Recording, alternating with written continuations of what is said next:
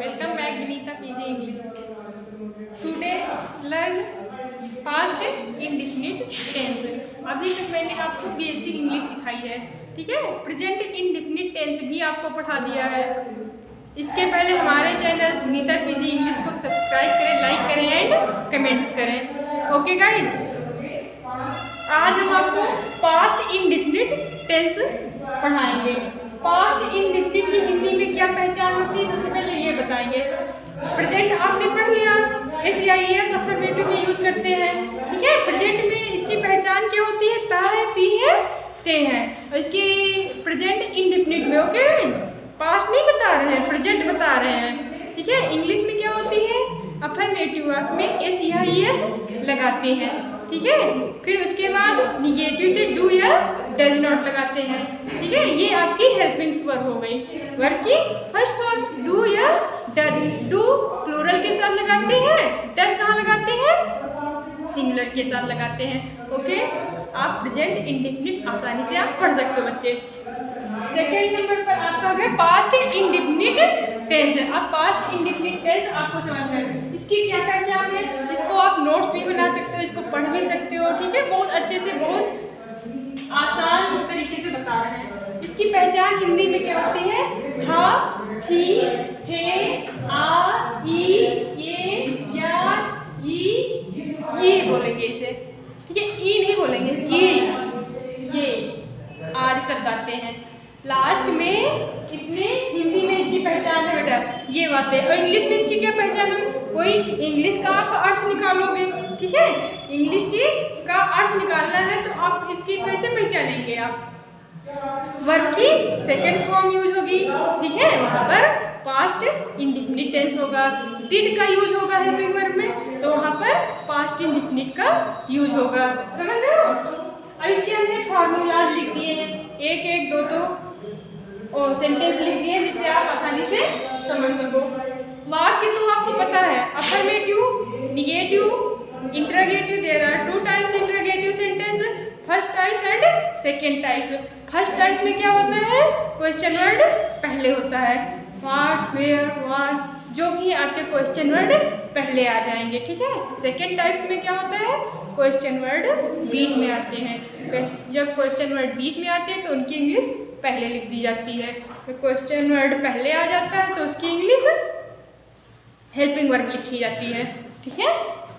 Interrogative and last क्या है बेटा, इंटरोगेटिव, निगेटिव। ये भी टू टाइप्स होते हैं। कौन कौन से होते हैं, क्वेश्चन वर्ड पहले आ जाता है, ठीक है। जैसे कब, क्यों, कहाँ, कैसे, जो भी है क्वेश्चन वर्ड आपके पहले आ जाएंगे। एंड सेकेंड टाइप्स में क्या होता है, क्वेश्चन वर्ड बीच में आते हैं।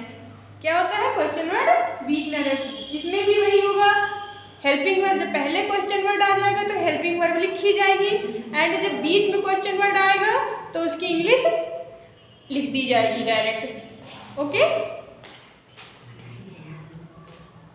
देखिए, अफर्मेटिव सेंटेंस, सब्जेक्ट वर्ब की सेकंड आपको फॉर्म याद करनी पड़ेगी, ठीक है। वर्ब की फॉर्म याद करनी, जैसे कम, कम की सेकंड फॉर्म, कम, केम, कम, ठीक है। जैसे गो, वेंट, गॉन, गो, वेंट, गॉन, ये सब फॉर्म है, ये लर्न करनी पड़ेगी आपको। अरे एक दो बार देख लोगे ऐसे मुझ से लर्न हो जाएगी। मैं घर गया, कोई भी सेंटेंस में, मैं घर जाता था, मैं घर गया, मैं घर आई, है ना, मैं, वो घर आए, और क्या है, वो घर आया, ठीक है। ऐसे से वो घर आए थे, वो बाजार जाता था, मैं स्कूल में जाती थी, मैं स्कूल में पढ़ाती थी, मैं कक्षा में पढ़ता था।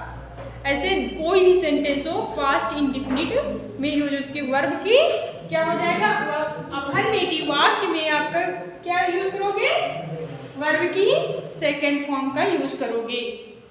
आई वेंट होम, मैं घर गया। सबसे पहले आपको मैंने बताया है, आप सबसे पहले क्या देखेंगे, किस टेंस से संबंधित है आपका वाक्य। सबसे पहले कोई भी सेंटेंस करने से पहले, सबसे पहले आप कोई भी सेंटेंस आ रहा है आपके एग्जाम्स में, ठीक है, तो आप सबसे पहले क्या देखोगे कि ये इसका संबंध किससे है, ठीक है। इसका संबंध किस टेंस से है, मैंने आपको बताया है। एक थे टेंस, टेंस मीन्स होता है काल, ठीक है, बताया है ना आपको। टेंस उसके एक टेंस ग्रैंडफादर हो गए आपके, ठीक है, उसके 3 पिता, उसके 3 सन हो गए, 3 सन्स, ठीक है। कौन कौन से, present and past and future, और उनके कितनी कितनी संतानें हो गई, present indefinite, present continuous, present perfect, present perfect continuous.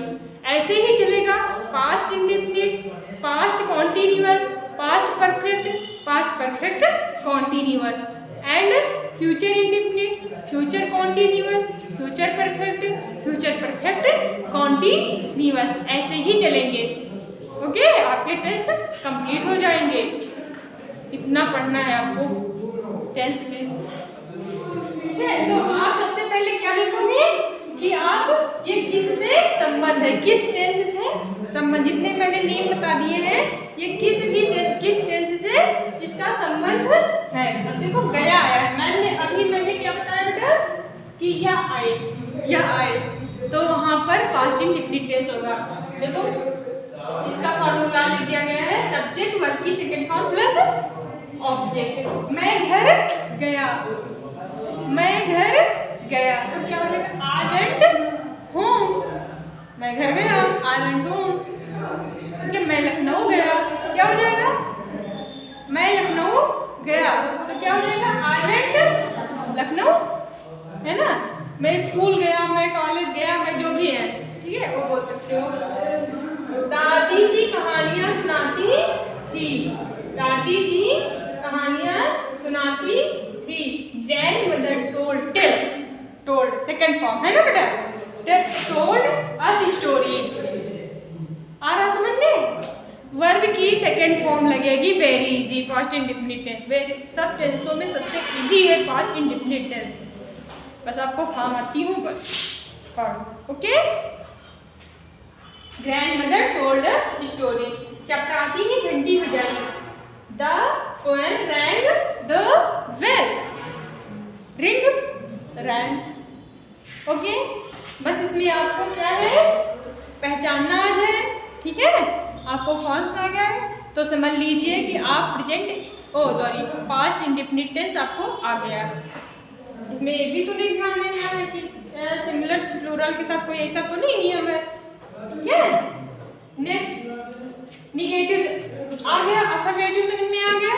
कोई भी ऐसे सेंटेंस हो आसानी से कर सकते हो, सेकंड फॉर्म लगेगी, या ये थी थे जितने भी हैं, ये इसकी पहचान है, आएगा तो वर्ब की सेकंड फॉर्म लगा के। सब्जेक्ट आपको पता है कि इसके बाद आपने टेंस पहचान लिया, फिर सब्जेक्ट आपको पहचानना होता है कि इसमें सेंटेंस में सब्जेक्ट कौन है। सब्जेक्ट पहचान लिया, वर्ब पहचान लिया, बस खाना सोना रोना गाना ये सब सब्जेक्ट है। ही सी इट नेम, कोई नेम हो सकता है सब्जेक्ट आपका, ठीक है। और यू वी दे, ये भी सब आपके सब्जेक्ट ही हो सकते हैं ना बेटा, कोई भी हो सकता है सब्जेक्ट, किसी से भी रिलेटेड हो सकता है। आपको सबसे पहले सेकंड नंबर पर सब्जेक्ट देखना होता है। नेक्स्ट, चपरासी ही घंटी बजाई हो गया। अब चलिए निगेटिव सेंटेंस। निगेटिव सेंटेंस में आपको subject did not plus verb की फर्स्ट, आप देखिए यहाँ से आपका सेकंड फॉर्म फिनिश। अब आपको वर्ब की फर्स्ट फॉर्म का ही यूज करना है। डिड के साथ किसका यूज करोगे, वर्ब की फर्स्ट फॉर्म का यूज करोगे। Subject did not plus verb की फर्स्ट फॉर्म प्लस ऑब्जेक्ट, ठीक है। सब्जेक्ट आपका क्या हो गया, कर्म हो गया। डिड आपकी क्या हो गई, हेल्पिंग वर्ब हो गई। नॉट नकारात्मक हो गया है ना बेटा। वर्ब करना, सोना रोना गाना वर्ब हो गए। ऑब्जेक्ट कर्म हो गया, ठीक है। तो आप और कभी नहीं के लिए आप किसका यूज, देखो नॉट का यूज हो गया, ठीक है, सब्जेक्ट के साथ नकारात्मक वाक्य। और कभी नहीं शब्द आ रहा है किसी भी सेंटेंस में, आपका कभी नहीं आ रहा है, तो क्या यूज करोगे, वर्ब की सेकंड फॉर्म का यूज होएगा। कभी नहीं, मैं कभी नहीं सोया, मैं कभी स्कूल नहीं गया, मैं कभी नहीं रोया, मैं कभी नहीं हंसा। जो भी है आपके कभी नहीं आएगा, तो वहाँ पे किसका यूज करोगे, वर्ब की सेकंड, नेवर के साथ वर्ब की सेकंड फॉर्म का यूज करोगे। ओके भाई, उसने खाना नहीं खाया, उसने खाना नहीं खाया। He did not eat food. He did not eat food. Did का यूज हो गया। अब इसमें आपको ये नहीं देखना है कि जैसे प्रेजेंट इंडेफिनिट में डू या डज आपको लगाना होता है सिंगुलर एंड प्लूरल के हिसाब से, वैसे पास्ट इंडेफिनिट में आपको ये नहीं देखना है, डिड ही लगेगा। ये जी, मैंने गाली कभी नहीं दी, एक मैंने सेंटेंस बना दिया, मैंने गाली कभी नहीं दी, ठीक है। तो क्या हो जाए, I never abused, I never abused, मैंने गाली कभी नहीं दी। अब्यूज होता है ना, फर्स्ट फॉर्म क्या हो जाएगी, अब्यूज हो जाएगी, अब्यूज्ड। ओके, और समझ में, नकारात्मक वाक्य समझ में आ गए, एंड सकारात्मक, अफर्मेटिव एंड निगेटिव समझ में आ गए। Next interrogative first type. Okay, did यहाँ पे क्वेश्चन वर्ड पहले आ जाएगा, ठीक है, वहां पर हेल्पिंग वर्ब लग गई आपकी, तो डिड हो गया, ठीक है। डिड सब्जेक्ट वर्ब की first form plus object. Okay, next second types में क्या होगा, क्वेश्चन वर्ड जब बीच में आएगा आपका तो क्वेश्चन वर्ड की इंग्लिश लिख दी जाएगी, कब क्यों कहाँ कैसे वेयर जो भी है, व्हाट्स वगैरह जो भी इंग्लिश में आते हैं वाई, ठीक है, इन सब की इंग्लिश आप सबसे पहले लिख दोगे, उस क्वेश्चन वर्ड की इंग्लिश लिख दी जाएगी। And did not, and did, sorry not नहीं होगा क्योंकि ये इंटरोगेटिव सेंटेंस है। डिड सब्जेक्ट वर्ब की फर्स्ट फॉर्म प्लस ऑब्जेक्ट, ठीक है, डिड के बाद सब्जेक्ट आएगा, सब्जेक्ट के बाद वर्ब की फर्स्ट फॉर्म आएगी, उसके बाद ऑब्जेक्ट आएगा। ओके, समझ में आ गया इंटरोगेटिव, ये फॉर्मूला समझ में आ गया, did plus subject plus verb की first form plus object, question word did plus subject plus verb की first form plus object. Okay, sentence ले लेते हैं थोड़ा। क्या वह बाजार गया, क्या वह बाजार गया। अब देखो आपका गया क्या आया है, पहचान लिया, ठीक है। जैसे अभी सभी सेंटेंस सभी टेंस एक साथ दे दिए जाए तो सबसे पहले कैसे देखोगे, कोई भी सेंटेंस देखने के लिए सबसे पहले किस सेंटेंस से रिलेटेड है, उसके बाद क्या देखोगे कि सब्जेक्ट इसमें सिंगुलर से कि प्लूरल से, ठीक है। इसमें तो कोई बात नहीं है, चलो से डिड दोनों के साथ यूज हो रही है, चाहे सिंगुलर से चाहे प्लूरल से हो। ओके, क्या वह बाजार गया, did he go to the market, did he go to the market. And देखिए उसने शोर क्यों मचाया था, उसने शोर क्यों, क्वेश्चन वर्ड बीच में आ रहा है आपका, ठीक है, क्वेश्चन वर्ड आपका क्या आ रहा है, बीच में आ रहा है। एनी प्रॉब्लम्स, उसने शोर क्यों मचाया, हाय क्यों, क्यों आ रहा है, ठीक है, क्यों का क्या होगा, वाई, ठीक है। देखिए वाई, ये देखिए क्वेश्चन वर्ड वाई, डिड, ठीक है, सब्जेक्ट आपका ही हो गया, ठीक है, उसने, उसने की इंग्लिश क्या होगी, ही, ठीक है, मेक अ नॉइज, शोर क्यों मचाया, उसने शोर क्यों मचाया, make a noise, why did he make a noise. ये इंटरोगेटिव सेंटेंस आपको समझ में आ गए। क्वेश्चन वर्ड जब पहले होगा जब, ठीक है, तो वहाँ पे हेल्पिंग वर्ब लिख दी जाएगी, जब बीच में होगा तो क्या लिखा जाएगा, क्वेश्चन वर्ड की इंग्लिश लिख दी जाएगी, एंड डिड के साथ वर्ब की फर्स्ट फॉर्म का यूज होएगा। Okay, interrogative negative first type, did, ठीक है, ये word did not subject plus verb की first form plus object. Okay, अब देखिए डिड हेल्पिंग वर्ब के बाद नॉट, अभी तक आपको हम उसमें बता रहे थे बेसिक इंग्लिश जो सिखा रहे थे, ये जा रहा है और सब्जेक्ट के बाद, सब्जेक्ट के बाद आपकी नोट लगती थी ना, सब्जेक्ट के बाद जस्ट लगता था, लेकिन अब यहाँ पे वो वाला रटना नहीं है, ठीक है। जैसे ये जा रहा है, जितने भी मैंने पढ़ाए हैं उसमें आपको सब्जेक्ट के बाद इंटरोगेटिव निगेटिव में क्या लगाना है, सब्जेक्ट के बाद नॉट लगाना होता था, लेकिन इसमें नहीं है बेटा, सब्जेक्ट के बाद नॉट नहीं लगेगा, हेल्पिंग वर्ब के बाद नॉट लगेगा। किसके बाद नॉट लगेगा?